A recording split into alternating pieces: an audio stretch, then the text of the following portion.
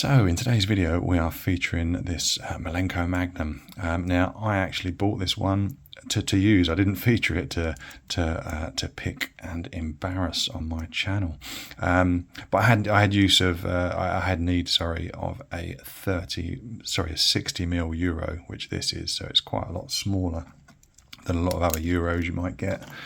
You can see these are a lot wider, so they're for Euros come in different sizes, and you need to get them to fit the correct width of your door. So the door in question, which wasn't my front door by the way, had use of quite a narrow, or a sort of, this is a 60mm width, so I needed a 60mm lock, and with 60mm locks you're kind of limited on security as far as kind of anti-drill and that sort of thing. So I picked up one of these. I thought that'll probably do, but before I installed it in the door I thought I would give it a test pick, and that's when I realized that it was so easy to open with some basic tools that I really didn't want to rely on this for that particular door. So I thought I would feature it instead, and we can see how easy it is to pick. Now they look quite intimidating if you're not in the know. So let's just show the key for this one here. So they're a dimple lock, but there's two locking mechanisms in this. If you look at the key, you can see the dimples. We've got 1, 2, 3, 4, 5. You can see on that side, so we've got a deep one there. These ones are sort of high lift pins at the back. And you've also got this secondary mechanism, which is a slider. If we look in the keyway, I think you can just see a little sort of knob about there, where my pick is pointing to, and they're the sliders. So you've got to pick the dimples, you've got to pick the sliders. So I thought, well, I know they're easy to pick, but yeah, well, it'll probably do for the the job in hand. But let's see what it takes to pick this. So I've got a turning tool, which is a multi-pick one. I've got this one here, which is a broken pick, and I've just ground the hook off, so now it's just a flat probe. And then I've got a city rake, which is really designed for picking pin tumblers or rocking pin tumblers, but it actually works really well on this particular lock. So we'll pick this one a couple of times, and then we'll have a look inside to see what security measures there actually are. So first of all, what we're going to do is just put a little bit of tension on there. I'm going to go in with the city rake, give it a bit of a wobble in and out. That should do us. Go in with our probe just on the left hand side of the keyway, give those sliders a wobble, and just that fast we are in. So you can see the cam has been picked up there, and as we turn the plug around, that cam is spinning.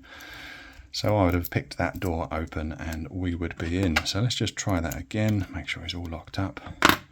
Get our turning tool in there, go in with a city rake, and just give those pins a little bit of a tickle. That should probably do us. And then go in with the probe, give those sliders just a bit of an unskilled wiggle. And once again, we've got this open. As you can see, the plug's turned, the cam's been picked up. And if I rotate 360, there you go, you can see the cam turning, the plug turning, and we've got this open.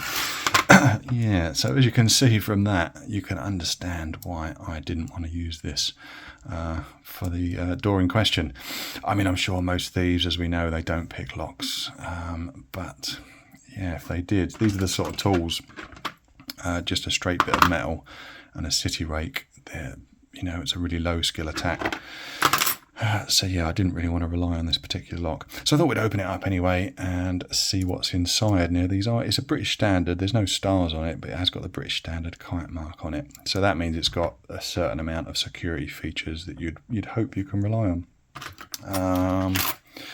So we've got these little clips here to remove, and I think they're steel, they're anti-drill. You've got these kind of splits on it, and they are for snapping attacks. So a snapping attack, when you've got the Euro installed in the door, quite often you'll have just a little bit of the Euro kind of sticking proud, and you get a pair of grips on there, wiggle them around, and quite often the Euros will split at this point. But this one has a few security features to avoid that. So we've got this split here, so that creates a weak point, and that means the front section of this Euro would split off before the middle did, and you've still got a couple of pins in there, so you could snap the front off and you still necessarily haven't got access to the part that locks it, which is the cam. But the other thing is it's got this steel bar just here, so it's supported over that hole, so it's less likely to break than a Euro, sort of something like that, which just has the brass weak point just there on the hole. So anyway, let's open it up, we'll get it gutted, and we'll see what is inside. The first thing to do with these, the side we picked was the one that's got that Millenco Magnum logo on it. So we've got to get this little clip off here. They're a pain in the arse, but this tool kind of digs in there, and we should, yeah, it's coming out, be able to get this little clip off. Come on, there you go. Just see it's popped off there. And then we've got a screw up top, which if we release it,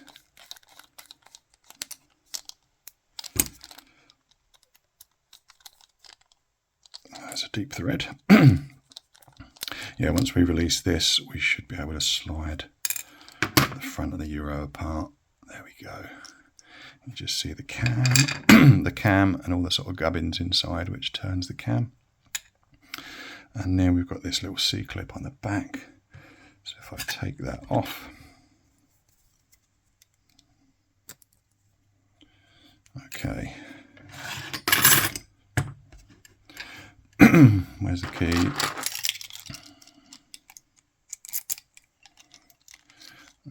Now we've got sliders in this, everything could kind of ping out of it. I've not looked in this one yet, so. Oh, steady, we don't want to go in disaster. I don't think, oh, the sliders might be sprung, I'm not sure where they are. I'm just going to sort of put my fingers around the whole plug so that nothing falls out of it. There we go. That's our top pins there, and there are the sliders.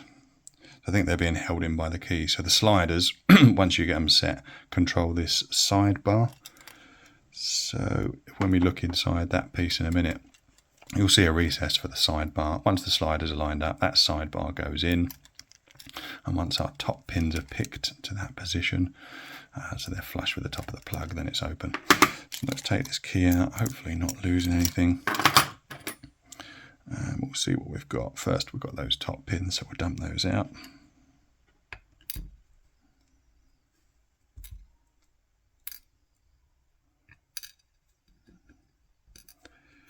Trying to keep them in order.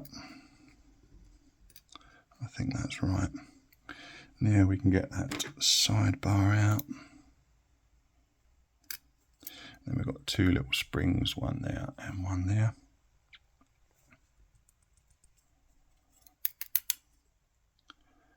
They did come out, can't quite see where they went. They must be on this tray. Oh, they're just there. They're so small you can really easily lose them. So that's our first slider,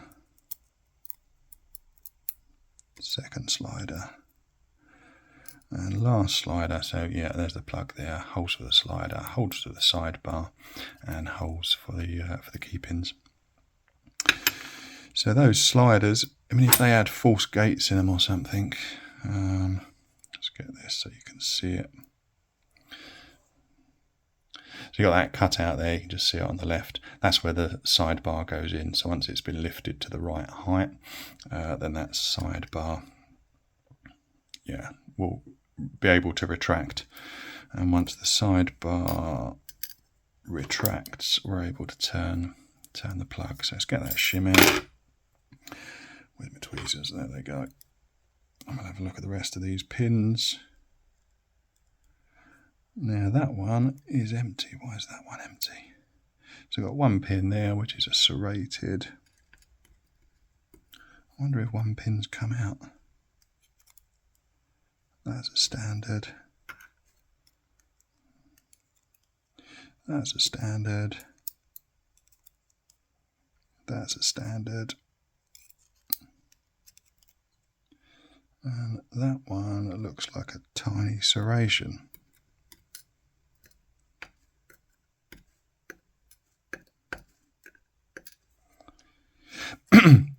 I assumed that first hole there was a pin as well, but I imagine that's probably drill protection. I thought for a minute there was actually one of the driver pins was missing.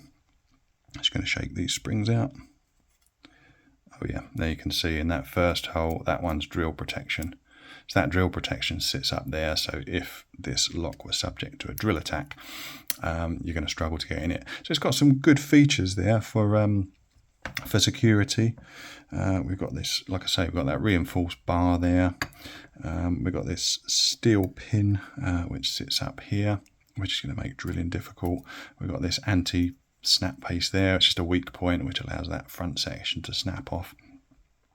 But yeah, of course you don't need any of that, because all you need is a city rake and a straight probe tool.